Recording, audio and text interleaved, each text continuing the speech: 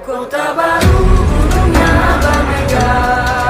Bamega Umbah Manapur di Sangkara, Umbah Manapur di Sangkara. Batamu lawanlah Adinda, Adinda iman tidak ada rasa Malaya, iman tidak ada rasa Malaya. Sayang si patokaan. Bismillahirrahmanirrahim. Assalamualaikum warahmatullahi wabarakatuh. Salam sejahtera bagi kita semua. Om Swastiastu, Namo Buddhaya, salam kebajikan. Perkenalkan, nama saya Wida Pujianti dari Universitas Muhammadiyah Purworejo. Di sini saya akan mereportase budaya yang ada di sekitar saya. Kerajinan gerabah Desa Gebang Sari. Sejarah gerabah dari tanah liat.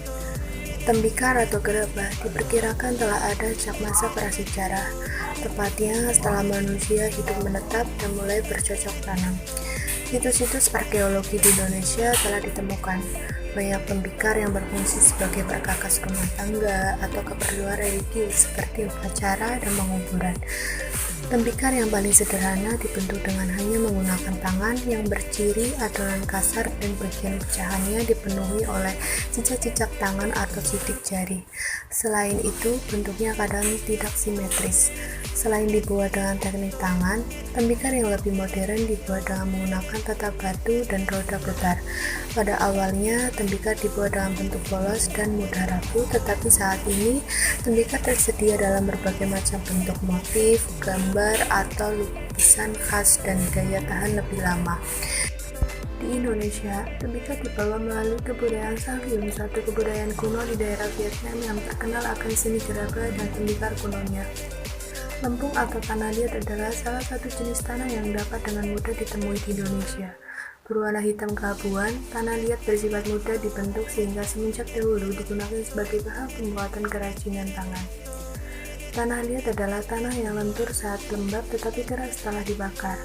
Sebagian besarnya terdiri dari partikel halus, aluminium silikat hidro, dan mineral lainnya, dan banyak digunakan untuk batu bata, ubin, dan tembikar. Memang, manfaat tanah liat begitu banyak untuk kehidupan manusia.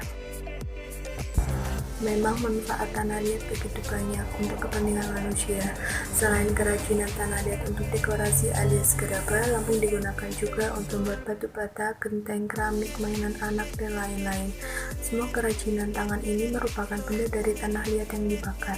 Diduga gerabah pertama kali dikenal pada masa Neolitik, kira-kira 10.000 tahun sebelum Masehi, di daratan Eropa, dan mungkin pula sekitar akhir masa Paleolitik, kira-kira 25.000 tahun sebelum Masehi, di daerah timur dekat. Menurut para ahli kebudayaan, gerabah merupakan kebudayaan yang universal atau menyeluruh. Artinya, gerabah ditemukan di mana-mana, hampir di seluruh bagian dunia. Perkembangan bahkan juga penemuan muncul secara individual di daerah tanpa harus selalu mempengaruhi.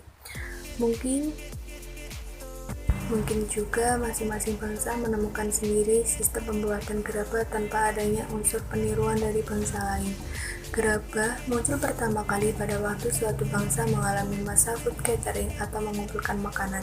Pada masa ini, masyarakat hidup secara nomaden, senantiasa berpindah-pindah dari satu tempat ke tempat yang lainnya. Dalam corak hidup seperti itu, wadah gerabah dapat digunakan secara efektif karena gerabah merupakan benda yang ringan dan mudah dibawa-bawa. Selain itu, gerabah juga merupakan benda yang kuat, paling tidak lebih daripada yang dibuat dari bahan lain seperti kayu, bambu, atau kulit binatang. Gerabah adalah alat masak tradisional yang mungkin kini banyak ditinggalkan sehingga keberadaannya saat ini cukup sulit untuk ditemukan. Tetapi di desa Gebang Sari, kandang alat dan bahan untuk membuat gerabah. Yang pertama, tanah liat. Yang kedua, air. Yang ketiga, pasir halus. Yang keempat, lap atau serbet. Yang kelima, meja putar. Cara pembuatan gerabah pada proses yang pertama kali adalah pengambilan tanah liat. Tanah liat diambil dengan cara menggali secara langsung ke dalam tanah yang mengandung banyak tanah liat yang baik. Tanah liat yang baik berwarna merah coklat atau putih kecoklatan. Tanah liat yang telah digali kemudian dikumpulkan pada suatu tempat untuk proses selanjutnya. Proses yang kedua, persiapan tanah liat.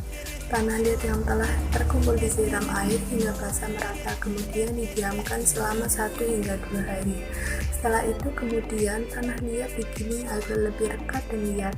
Ada 2 cara penggilingan, yaitu cara manual dan mekanis. Penggilingan manual dilakukan dengan cara menginjak-injak tanah liat hingga menjadi ulet dan halus, sedangkan secara mekanis dengan menggunakan mesin giling. Hasil terbaik akan dihasilkan dengan menggunakan proses giling manual. Proses pembentukan. Setelah melewati proses penggilingan, maka tanah liat siap dibentuk sesuai dengan keinginan. Aneka bentuk dan desain dapat dihasilkan dari tanah liat. Seberapa banyak tanah liat dan berapa waktu yang diperlukan tergantung pada seberapa besar gerabah yang akan dihasilkan. Bentuk dan desainnya, pengrajin gerabah akan mendapatkan kedua tangan. Pengrajin gerabah akan menggunakan kedua tangan untuk membentuk tanah liat dan kedua kaki untuk memutar alat pemutar perbot. Kesamaan gerak dan konsentrasi sangat diperlukan untuk dapat melakukannya. Alat-alat yang digunakan yaitu alat pemutar atau perbot, alat pemukul, batu bulat, kain kecil. Air juga sangat diperlukan untuk membentuk gerabah dengan baik. Penjemuran. Setelah bentuk akhir telah terbentuk, maka diteruskan dengan penjemuran.